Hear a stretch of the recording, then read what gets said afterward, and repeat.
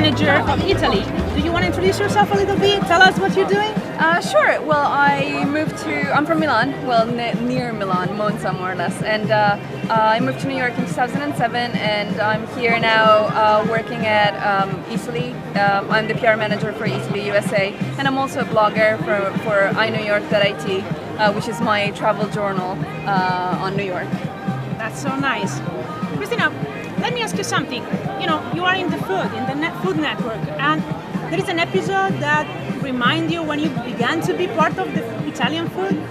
Well, I think like every Italian food is in our DNA. So I think the first episode was when I would recall actually being growing up with my grandma, because of course my mother was at work, so I was growing up with my grandma, and she makes the best risotto alla milanese in the world.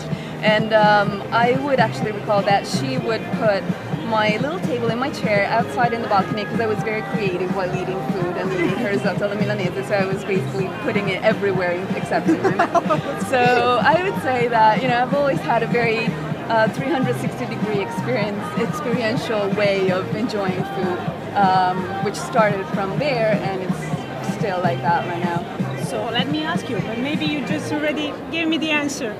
If you have an American friend, let's say, and it's the first time he tried Italian food, what is the first thing you suggest him?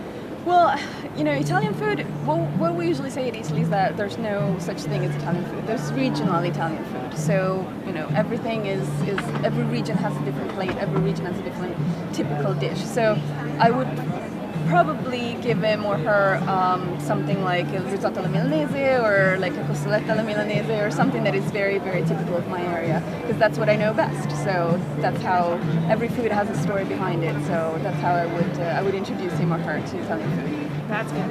Do you think the made in Italy food should have something more than what we have right now in the US?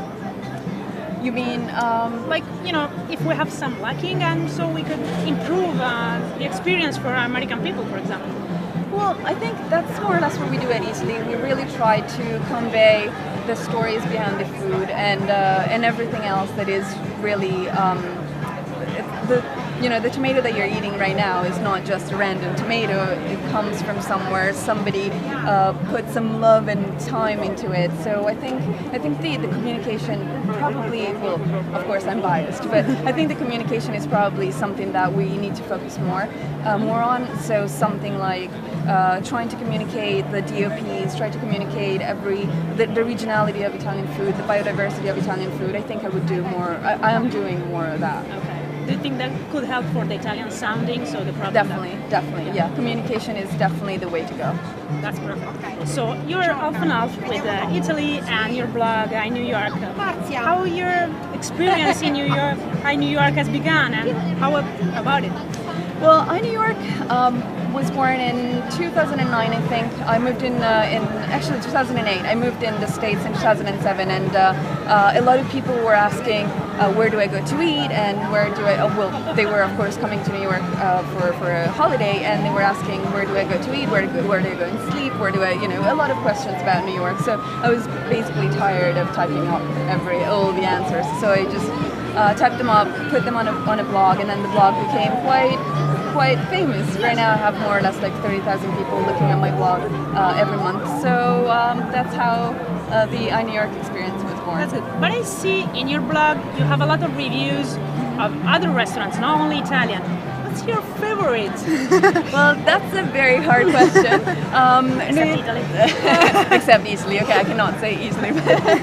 I would say that New York is very different and very diverse in its cultural and food experience, and I like to taste and go to different restaurants and try different restaurants. So I would say one of my favorite cuisine is probably the Mediterranean cuisine in general. So I like, you know, Greek restaurants and Moroccan restaurants and all those kind of very earthy and but at the same time kind of light fares.